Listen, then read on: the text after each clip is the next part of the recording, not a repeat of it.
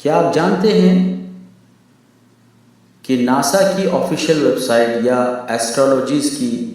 Official information چند دنوں کے بعد ان کی ویب سائٹ سے کیوں غائب کر دی جاتی ہے؟ جی ہاں، ایسا بہت وقت میں دیکھنے میں آیا اور بہت سارے مصنفین نے، آتھرس نے اپنے سرچ کے اندر اس بات کا ذکر کیا کہ کئی ایسی انفارمیشن ہوتی ہے گیلیکسیز سے متعلق، آسٹرونامس کی فیلڈ سے متعلق، کہ ان کے سامنے ایسے حقائق آ جاتے ہیں جو قرآن حکیم کی کسی آیت سے میچ کھاتے ہیں یا اسلام کے کلچر اور اس کی تہذیب سے میچ کھاتے ہیں، تو انہیں اس سرچ کو جو اس کائنات میں غور و فکر کے بعد جس نتیجے پر وہ پہنچے ہیں انہیں حذف کرنا پڑتا ہے۔ میرے عزیز بھائیوں اور دوستو، اللہ رب العالمین نے ہمیں جس دین اور جس مذہب سے نوازا ہے، یہ بہت عظیم مذہب ہے۔ اللہ کی یہ کتاب قرآن حکیم کی صورت میں، اگرچہ یہ سائنس کی کتاب نہیں ہے، یہ دین، اخلاق اور شرعی قوانین کی کتاب ہے، لیکن اس کے باوجود بھی سائنٹیفک ریسرچ سے متعلق بہت ساری چیزیں قرآن کریم نے ایسی ذکر کی ہے کہ وہ مکمل طور پر جہاں فطرت کے مطابق ہے وہاں سائنسی حقائق اور معارف کے بھی عین مطابق اور ان سے میچ کھاتی ہیں۔ بلکہ بعض دفعہ تو ایسے ہوتا ہے کہ اس کی عظمت اور جلال کے نقوش جن لوگوں پر ظاہر ہو جاتے ہیں وہ بہت ہی حیرت زدہ ہو جاتے ہیں جب انہیں پتہ چلتا ہے کہ ہم اپنے ریسرچ کی بنیاد پر جس نتیجے پر پہنچے ہیں یہ تو پہلے سے قرآن میں ذکر ہے، اور انشاءاللہ میں کسی وقت اس کی کئی مثالوں کو ذکر کروں گا۔ کئی ایسے آسٹرونامرس ہیں جنہوں نے اس بات پر اپنی حیرت کا اظہار کیا ہے کہ جن تحقیقات تک وہ پہنچے ہیں قرآن کریم ان تحقیقات کو ہم سے پہلے بیان کر رہا ہے۔ تو میرے عزیز بھائی اور دوستو، جس ہستی نے اس کائنات کو تخلیق کیا ہے اور جو ذات اس کو عدم سے وجود میں لے کر آئی ہے، اسی ذات نے اس کلام حکیم کو، قرآن حکیم کو بھی یہ مرتبہ عطا فرمایا ہے کہ جب جب لوگ تحقیقات کی دنیا میں آگے بڑھتے ہیں، عجیب عجیب ریسرچ ان کے سامنے آتے ہیں اور اس قدر مطابقت ملتی ہے قرآن کے ساتھ اور اس قدر ہم آہنگی ملتی ہے کہ مختلف فنون اور علوم اور فنون کے ماہرین اس بات کا اعتراف کیے بغیر نہیں رہتے کہ واقعی طور پر قرآن کریم حق ہے۔ یہی وجہ ہے جس کی بنیاد پر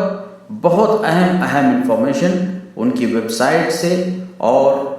جو اورینٹلسٹ رہتے ہیں جو تحقیقات کے ذریعے اس کی گہرائی تک پہنچتے ہیں، وہ مکمل طور پر اس کو چھپاتے ہیں۔ اور اسی بات کا تذکرہ اللہ تعالیٰ نے جب یہودیوں کا ذکر کیا خصوصی طور پر اور اہل کتاب کا، تو یہ فرمایا کہ ان کے اندر ایک صفت یہ ہے کہ یہ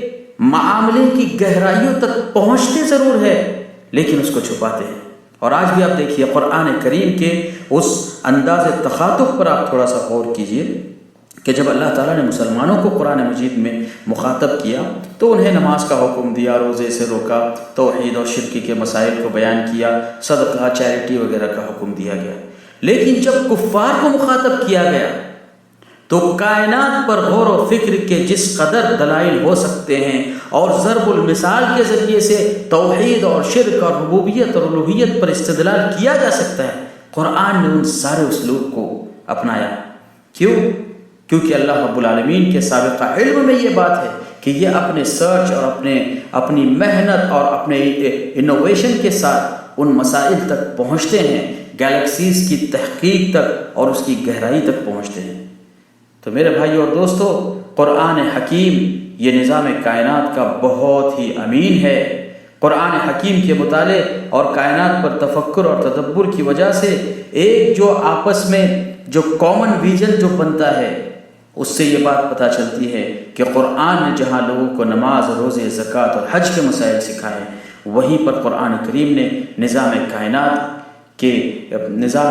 کا جو نظام ہے اس کی بھی حقیقت کو بیان کیا۔ وَنَزَّلْنَا عَلَيْكَ الْكِتَابَ تِبْيَانًا لِكُلِّ شَيْءٍ، اور ہم نے آپ پر وہ کتاب نازل فرمائی جو ہر شے کی خوب وضاحت کرتی ہے۔ اور ایک جگہ اللہ رب العالمین نے فرمایا وَمَا مِنْ غَائِبَةٍ فِي السَّمَاءِ وَالْأَرْضِ إِلَّا فِي كِتَابٍ مُبِينٍ، اور زمین اور آسمان کا کوئی راز ایسا نہیں ہے مگر ہماری اس کتاب مبین کے اندر ہم نے اس کی جانب ضرور اشارہ فرمایا ہے۔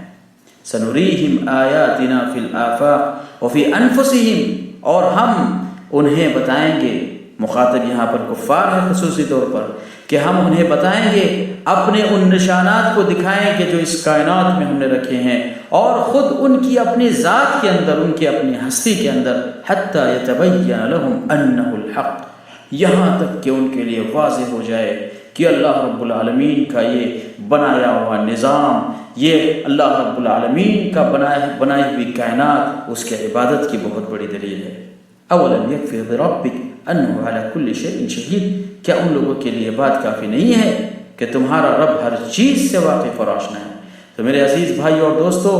یہ آیت اور اس جیسی اور بھی بہت ساری آیتیں ہیں جو ہمیں اس بات کی جانب رہنمائی کرتی ہیں کہ انسان مظاہر کائنات اور اس کائنات میں پائی جانے والی ہر چیز، شجر حجر سے لے کر سمندر سے لے کر سمندر کی گہرائیوں کا جو ذکر قرآن نے کیا اور سائنس نے جس کا اعتراف کیا، وہ بہت ہی چونکا دینے والی چیز ہے، اور انشاءاللہ آئندہ آنے والی چند کلپ کے اندر میں اس کی وضاحت کروں گا۔ بہرحال علوم جدید اور سائنس میں یہ کمال ہے کہ قرآن کریم پر جب جب ہم نگاہ ڈالتے ہیں تو قرآن کی کمالیت اور قرآن کا کامل ہونا اور اس کا حق ہونا یہ ہم پر جو ہے ظاہر ہوتا جاتا ہے۔ تو قرآن حکیم کی مختلف آیات میں اللہ تعالیٰ نے کائنات اور نظام کائنات کا جو تصور ذکر کیا ہے وہ اہل سائنس کے لیے بہت ہی زیادہ چونکا دینے والا ہے، جیسا کہ سائنسدانوں نے اعتراف کیا ہے۔ اللہ تعالیٰ مجھے اور آپ کو اور سارے مسلمانوں کو نیک توفیق نصیب فرمائے، دین اسلام پر ہم سب کو قائم رکھے، اور اس کائنات کی تخلیق پر غور کرنے اور اس کے ذریعے سے اللہ رب العالمین کی عبادت اور اس کی الوہیت اور ربوبیت کا اعتراف کرنے تک پہنچنے کی اللہ ہم کو توفیق نصیب فرمائے۔ میرے عزیز بھائیوں اور دوستو، یہ صرف اور صرف اسلام کے اندر خاصیت ہے کہ بنی نوع انسان کو اللہ تعالیٰ نے جب مخاطب کیا تو اپنے ربوبیت کی بنیاد پر اپنے الوہیت کو ثابت کرنے کے لیے اسے دلیل بنایا۔ اللہ رب العالمین جو کائنات میں جو رب کا تعارف کراتا ہے، اپنے آپ کو رب العالمین کی حیثیت سے جو تعارف کراتا ہے، یہ اس بنیاد پر ہے کہ خالق کائنات کی تعظیم اور تقدیس اور اس کی ربوبیت اس بات کی دلیل بنے کہ صرف وہی عبادت کے لائق ہے، اس کے علاوہ کوئی عبادت کے لائق نہیں۔ میرے بھائی اور دوستو، یہ اتنی